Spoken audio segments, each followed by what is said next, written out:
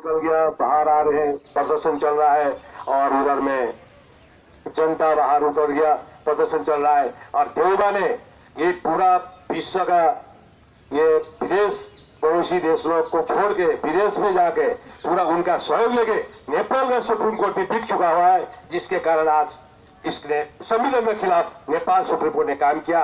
वो कतई जनता स्वीकार नहीं कर सकता है, क्योंकि हाँ मानते हैं हम कि ये नेपाल का एक सुप्रीम कोर्ट जो है, सर्वोच्च अदालत जो है, वो एक स्वतंत्र प्रभाव पूरी है, लेकिन ये नहीं है उसके खिलाफ और संविधान के खिलाफ काम कर ले। उसका कोई दायरा में नहीं लिखा हुआ है, वो दायरा से बाहर है। तो आज सुप्रीम कोर्ट का सर्वोच्च न्यायालय का प्रमुख न्यायाधीश ने कैसे इनको शेरबहादुर देवड़ा को वर्डिक्ट दिया, क्योंकि उसमें कम्युनिस्ट पार्टी भी है, एमएलए पार्टी भी है, कांग्रेस भी है। इसका मतलब जब जनता के साथ जाता है, बोलता है हम ये पार्टी से है, हम वो पार्टी से, हम इससे है, और वहां पहुंचता है तो सब एक हो जाता है। इसका मतलब ये जनता विरोधी नेता है, ये मेरा कहना है। और साथ में आज हमने जो बाइडेन को एक लेटर लिखा, जिसमें उनको कहा कि मैं नेपाल का नेता का ये नहीं है, दिमाग नहीं है, इनके पास mind to they don't have mind to examine the proposal which was submitted by the government of India MCC, that already I have spoken to the Joe Biden and I have over telephone I have spoken to him. On top of that I have written the letter to him. Even then he has replied me, okay, the matter is in the examination from our country. And who is that America will examine the proposal for the sake of Nepal? That is not acceptable for the general public of Nepal, which is going to be agitation day by day. That is result is going on. They are saying result day by day. Even then, Vice President of the MCC, she visited to the Nepal, and she has spoken to the leaders, and with bribes way they want to buy and purchase the leaders, and they want to get the signature of bill pass the amendment from the Constitution of Nepal, which is very dangerous for the sake of country as well as neighbor country of the world. आज इसी तरीका से मैंने सिंह जी को भी बात किया था, उनको मैंने डायरेक्ट ओवर टेलीफोन, राष्ट्रपति चाइना के, उन्होंने भी कहा ये बहुत बड़ा घातक है जनता के लिए, इसका हम आपके साथ समर्थन है और हम एमसीसी लाने नहीं देंगे, ये भी चाइना का कहना है। अब हम इसको जैसा जो हाल आज अफगानिस्तान और इसमें हो रहा है, तालिबान ने पूरा सुन लिया, उसी तरीके से ये लोग देश को युद्ध फॉर ऑल वार क्रिएट करने जा रहा है। विश्व युद्ध होना होगा तो नेपाल से ही होगा, और ये शेरबहादुर देवड़ा का कारण होगा। हमें कोई कांग्रेस नहीं है, इनका कोई सिद्धांत नहीं है, इनका कोई प्रिंसिपल नहीं है, जो मर्जी वही करेगा और ऊपर जाके सब एक हो जाएगा। चाहे मधेसी दल बोलो, चाहे नेपाली कांग्रेस बोलो, चाहे कम्युनिस्ट बोलो, माओवादी तो आज प्रचंड का गुंडा है, उसको आतंकवाद घोषित है यूएनओ में, क्यों वो नेपाल में बैठे सरकार चला रहा है, ये मेरा प्रश्न है। और ये बावरा मट रहा है, और भारत क्यों आने दे रहा है इनको, भारत क्यों इंटरटेन कर रहा है इनको, भारत को भी इंटरटेन करने छोड़ देना चाहिए, क्योंकि ये दोनों आतंकवाद घोषित है। सबसे पहला नाम अपना हटाए, आतंकवाद हटे, उसके बाद डिप्लोमेटिक डायलॉग करे। बिना आतंकवाद घोषित जब तक खत्म नहीं होता है तब इनका डिप्लोमेटिक डायलॉग करने का भी कोई अधिकार नहीं। मैं इसीलिए माननीय प्रधानमंत्री मोदी जी को कहना चाहता हूँ, अमित शाह जी को कहना चाहता हूँ कि आतंकवाद को भारत आने का भी कोई इजाजत देना नहीं चाहिए। क्यों आ रहे हैं इन लोग हमें? तो इसलिए ये नेपाल को जो प्रभाव आज जटिल अवस्था बनाते जा रहा है और देवी करोड़ों संख्या में धर्म परिवर्तन करा जा रहा है, मेन मुख्य कारण है, भूमिका है यही शेरबहादुर देवड़ा और ये प्रचंड, केपी ओली और ये जल्लाद खनाल और माधव नेपाल, ये सब मेन है। और 2 साल तुम, 1 साल में, 5 साल 3 साल तुम, एक बोलता है। और एक आया कमल बहादुर थापा, बोलता है हिंदू वोट दो, और बोलता है उधर में तुम धर्म परिवर्तन करो, अभी बोलता है एमसीसी पास करो। तो ये क्या हिंदूवादी नेता माना जाता है? ये भी राष्ट्रघात नेता है और हिंदू विरोधी नेता है। हिंदू के नाम में वोट लेने के लिए हिंदूवादी बोलता है। इस तरीके से आज देश को बर्बाद करने में तुले हैं, जो किसी का ये नहीं है। आज जिस तरीके से आज इसको आतंकवाद घोषित सरकार के साथ जब हिंदू राष्ट्र डिक्लेयर होता है, बावन प्रचंड को घंटे को अंदर डाल के इनको अंदर में पूरा मुद्दा लगा के अंदर डालेंगे, क्योंकि ये आतंकवाद घोषित है। उनसे हम इन्होंने से सपोर्ट लेंगे, पेपर लेंगे और इनको जेल में डाल के इनको सजा देना पड़ेगा, क्योंकि इन्होंने देश बर्बाद किया और जनता बर्बाद किया, युवा बर्बाद किया और अर्थ को बर्बाद किया। नेपाल में जो अर्थ था आज अर्थ नहीं, अर्थ का प्लान करने का समय आया वो नहीं। और विद्वान जो कोई एक्टिव ऑर्गेनाइजेशन जो एनजीओ संस्था होते हैं, उन लोग अगर आवाज उठाते हैं तो दमन किया जाता है। ये कहा का नियम है, जनता का प्रतिनिधि है और जनता को दमन किया रहा है, ये कुछ तरीका है। तो इसीलिए मैं नेपाल का ये नेता कोई सरकार का तो ये जो तो रिजाइन करने वाला है, क्योंकि तो अभी सुप्रीम कोर्ट से जबरदस्त सुप्रीम कोर्ट भी संचालित हुआ विदेश से। ये सबसे बड़ा दुखद खबर है देश का नेता के लिए। अगर नहीं होता है तो कोलिशन गवर्नमेंट में जो है कोलिशन गवर्नमेंट जो होता है, जिसका बहुमत जिसके सब मिलकर कोलिशन मिलीजुली सरकार होता है, वो तो पार्लियामेंट में कॉन्स्टिट्यूशन इससे हलावाल से जा सकता है। इसका जरूरत नहीं हम सुप्रीम कोर्ट जाए। जब कम्युनिस्ट मिलना था, कांग्रेस मिलना था, जब समाजवादी पार्टी मिलना था, माओवादी मिलना था, तब तो फिर सुप्रीम कोर्ट जाने का क्या मतलब है? सीधा सरकार बनाओ, भाई मेरा बहुमत है, ये बहुमत राष्ट्रपति को पेश करो और उसके बाद सरकार बनाओ। वो भी नहीं, सीधा सुप्रीम कोर्ट के हवाले से आया, सुप्रीम कोर्ट का हवाला आया और सुप्रीम कोर्ट भी निर्णय दिया। माननीय सर्वोच्च न्यायालय को मैं आदर करता हूँ, कदर करता हूँ, मान करता हूँ, सम्मान करता हूँ, लेकिन जिस तरीका का कार्य किया है सुप्रीम कोर्ट ने, सर्वोच्च न्यायालय नेपाल के, उसको मैं कदर नहीं करता हूँ, क्योंकि वो संविधान के खिलाफ है। तो जिस तरीके से इन्होंने आज सर्वोच्च न्यायालय ने आदेश दिया देवबा को, क्या है देवबा के पास? तो क्या क्या क्या मुद्दा है उन्होंने आदेश देने का? कोलिशन गवर्नमेंट जब होता है, मिलीजुली सरकार होता है, तो बाहर सुप्रीम कोर्ट जाने की जरूरत ही नहीं पड़ता है, तब भी उन्होंने ये कर रहा है। माने ये जिस तरीका का जो कार्यवाही हो रहा है, जिस तरीका का जो ये हो रहा है, ये बहुत बड़ा दुर्भाग्य है देश के लिए, दुर्भाग्य है देश के लिए। और आगे एमसीसी लेके आ रहे हैं ऊपर से एक राष्ट्रवादी बिल, पूरा देश बर्बाद करने के तुले हुए, और बोलता है और पावरों में आतंकवाद सबसे बड़ा देशद्रोही, वो बोलता है सिंगापुर बना देंगे। पहला जमाना में आ गया, भारत में पढ़ता था, जेएनयू में चला गया, रॉ का एक चौकीदार बन गया, रॉ का चौकीदार बन गया नेपाल में, और रॉ का चौकीदार बनने के बाद में बोलता है खबर दे दिया, और उसके बाद में बोलता है अभी सिंगापुर बनाओ, और उस टाइम में बोला हम सिंगापुर बनाएंगे, माओवादी करेगा, सबका संपत्ति बराबर बढ़ेगा। अब क्या हुआ? खाली बाबूराम धनी बना, खाली प्रचंड धनी बना, उनका संपत्ति का क्यों कार्रवाई नहीं हो रहा है? उनका संपत्ति का लोखा जोखा क्यों नहीं मांग रहा है जनता? जनता को मांगना चाहिए। आज युवा बर्बाद करने में कौन है? सबसे आगे दोनों आतंकवाद है, और बोलता है हम अभी फिर जाएगा। 22,000 जनता मारा, उसका कोई हिसाब किताब नहीं है। माननीय सर्वोच्च न्यायालय ये क्यों नहीं दिख रहा है नेपाल के? जब ये लोग इंटरफेयर ही कर रहा है तब तो कर लो, इसमें भी घुस लो, इसमें भी घुसो, इनको आतंकवाद पे जेल डालो। ये मेरा कहना है सर्वोच्च न्यायालय न्यायाधीश को, प्रमुख न्यायाधीश नेपाल का जो सर्वोच्च न्यायालय का है, उनको मेरा कहना है कि तुम अगर घुसते ही हो पब्लिक के साथ तो घुसो, इनमें भी आतंकवादी अंडर करो, ये मेरा कहना है।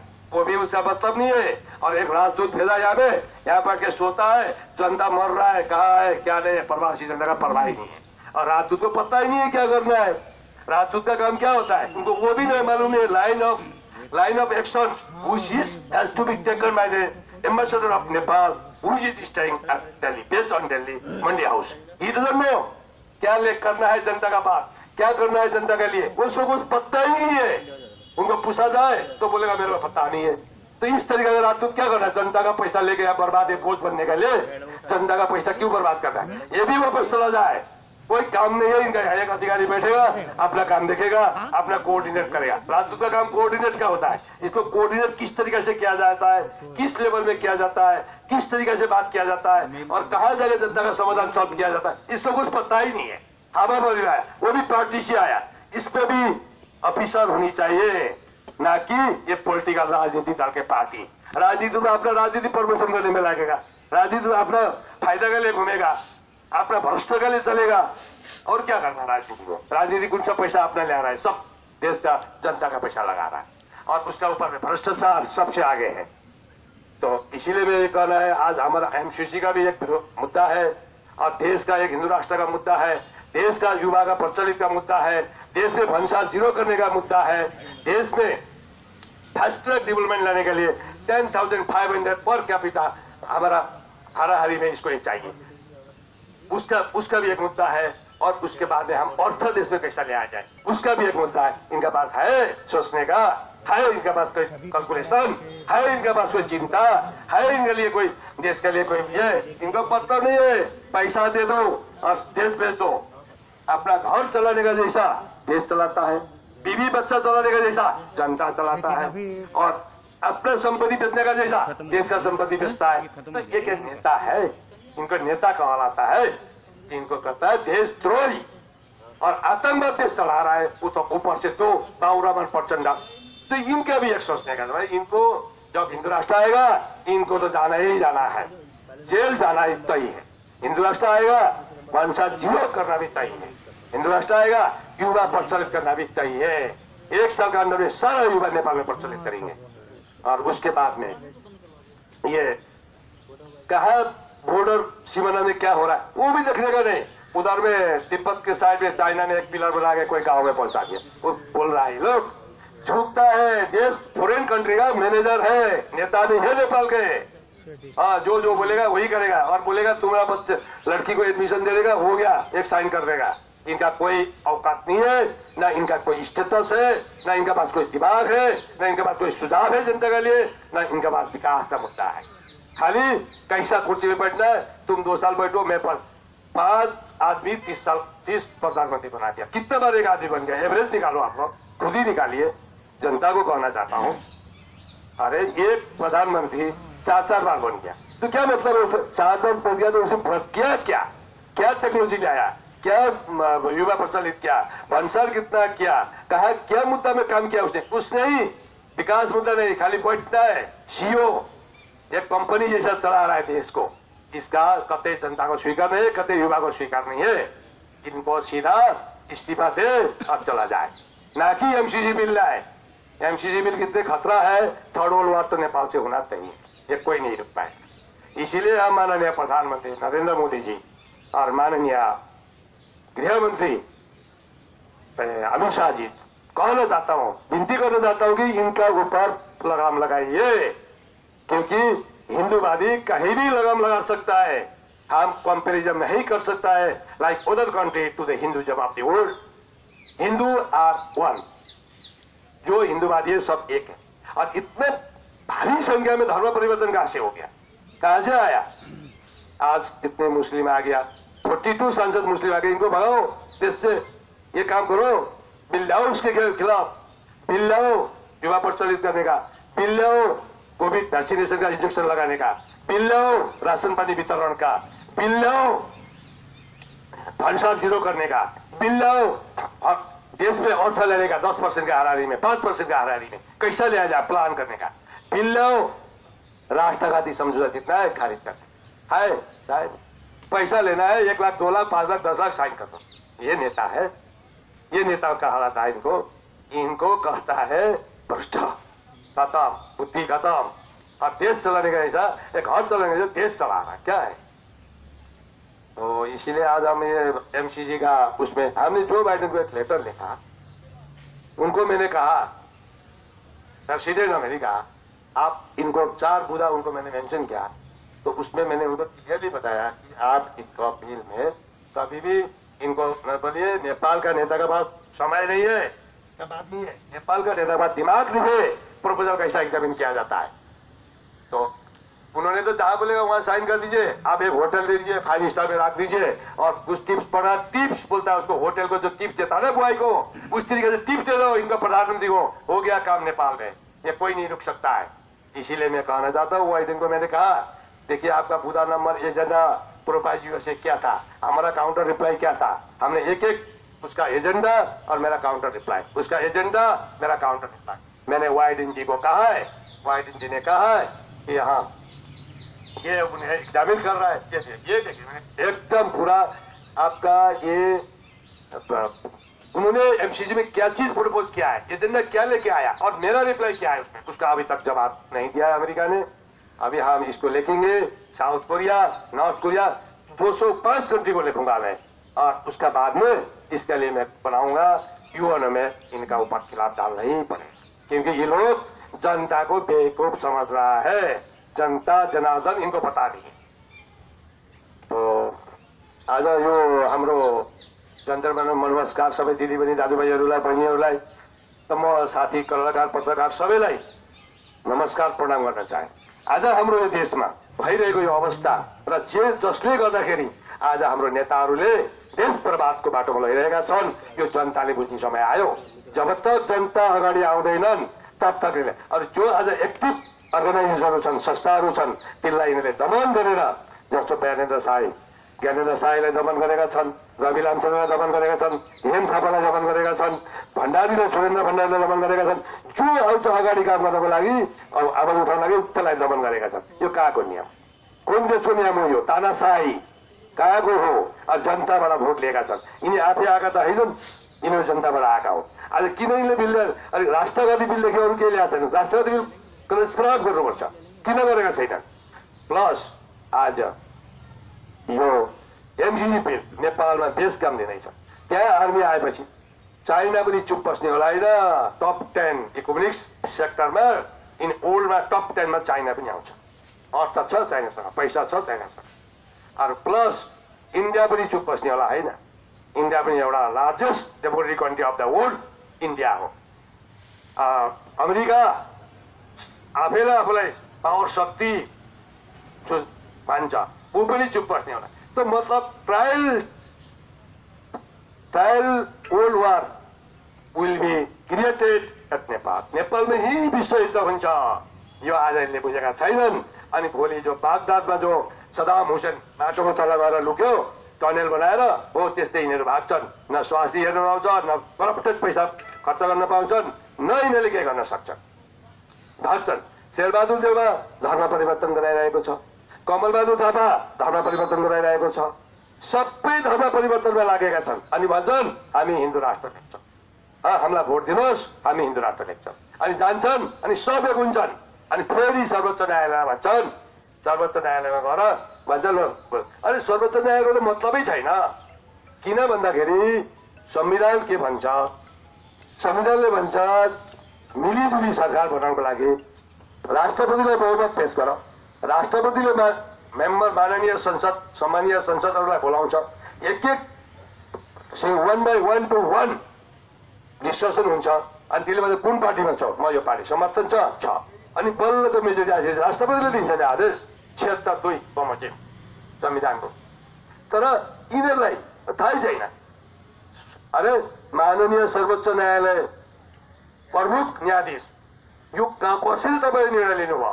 यो पनि सोच्ने समय छ, सोच्ने विषय छ। म मान्छु, म आदर गर्छु, म सम्मान गर्छु, म कदर गर्छु माननीय सुप्रिम कोर्टलाई। Independent body on judicial sector, that's I do obey, I do respect, I do honor to the Supreme Court of Nepal. But I lack honor in this regard to favoring the Pradhan Mantri by taking the members from several parties and declare as a major party, he can form the government. That is not acceptable for the country. त्यही भएर हामीहरूको यो उसमा धेरै उ गर्नुपर्ने छ। अरू जो बाइडन आजसम्म मलाई मैले चिठी लेखेँ, यो चिठीमा आजसम्म लेखेको मैले counter reply agenda propose by USA in MCC and counter reply by me in MCC, which is not favor in the general public. That already I have written to the President of America, but he has not. He said, President said me, okay, I'll examine the proposal which was submitted, replied by you, that I'll go through. That was his statement. Now I'll go to this Xi Jinping also, and this is South Korea and North Korea. All they are ready to support us, not to implement the MPC in the Nepal, not to pass the bill in the Nepal. वही नेपाल में त्यही भएर यिनीहरू धेरै नउफ्रिउन्, धेरै नआत्तिउन्, न त भाग्न पर्ला, देश छोड्न पर्ला। स्टैंडिंग थोड़ी सी। हाँ जी बोलिए सर। एमसीसी विरोध पे आप यहाँ जंतर मंतर पर प्रोटेस्ट कर रहे हैं, इसका उद्देश्य क्या है? इसका उद्देश्य ये है, ये एमसीसी जो है मिलेनियम चैलेंज कॉरपोरेशन बोलता है। हाँ। ये अमेरिका का एक एनजीओ है। तो इसको नेपाल में लेके आकर वो लोग अपना कैबिनेट पास करने चाहता है और उसका नेपाल का एक हिस्सेदारी बनाने चाहता है, नेपाल के नेता। उसके बाद में एमसीसी में जो एजेंडा दिया गया है, मुद्दा है, उसको आपका नेपाल में बेस आर्मी कैंप बनाएगा ये। हाँ। मतलब नेपाल में आर्मी स्थापित करेगा। अगर नेपाल में आर्मी स्थापित करता है तो देश के लिए खतरा है, पड़ोसी देश के लिए खतरा है और थर्ड वर्ल्ड वार होने का चांसेस है, क्योंकि चाइना भी इतना कमज़ोर नहीं है देश में टॉप 10 का अंडर में अर्थ में है वो भी, इसीलिए चाइना आगे आ जाएगा। तो वहाँ से अमेरिका वहाँ से शूट करेगा, चाइना उधर से शूट करेगा, और भारत भी चुप नहीं रहेगा क्योंकि हिंदूवादी है, और इधर से भी। तो ये ट्रायल 3 गुना ये वार युद्ध होने का ये तय है। ये कोई नहीं रुक पाएगा। ये एमसीसी प्रोग्राम अमेरिका का साल भर से रणनीति चल रही है। हाँ 4 साल पहले इसका एग्रीमेंट हो चुका। हाँ। तो इस समय ये क्यों आप प्रोटेस्ट कर रहे हैं? ऐसा है, ये जो ये लोग ने जो देवबा तत्कालीन प्रधानमंत्री 2017 14 सितंबर 2017 में ये लोग अमेरिका घूमने गए थे। देवबा एंड तत्कालीन अर्थमंत्री ज्ञान बहादुर कार्की, ये लोग जाके वहाँ में चुपचाप बिना पढ़े जाने सुने साइन कर दिया MOU, मेमोरेंडम ऑफ अंडरस्टैंडिंग, जिसकी किसी को पता ही नहीं है, ना उन्होंने खुद पढ़ा, पढ़ने तो इनको आता नहीं है, खुद नहीं आता पढ़ने को इनको, और क्या पढ़ेगा, ये सीधा साइन कर दिया। ये मेरा कहना। दूसरा ये है कि और इन्होंने जो एग्रीमेंट किया था वो अभी डेट पार हो गया। तो अमेरिका MCC को ये खतरा हो गया कि अगर हमारा एक्सटेंशन नहीं करता है, पार्लियामेंट में नहीं लेता है, तो काल कुछ आगे करो समस्या हो जाएगा।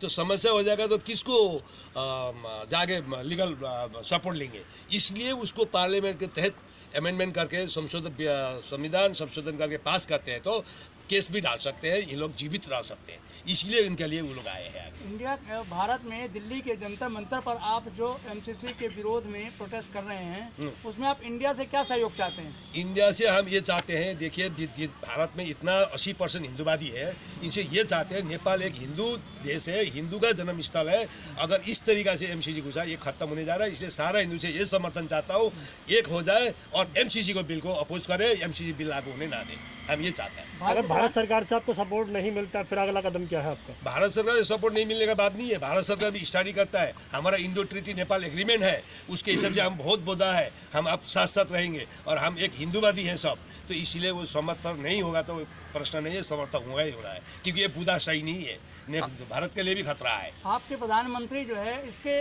फेवर में है या इसके विरोध में है? आपके प्रधानमंत्री क्या कर रहे हैं इसके विरोध में? प्रधानमंत्री तो पैसा ले लिया, घूस।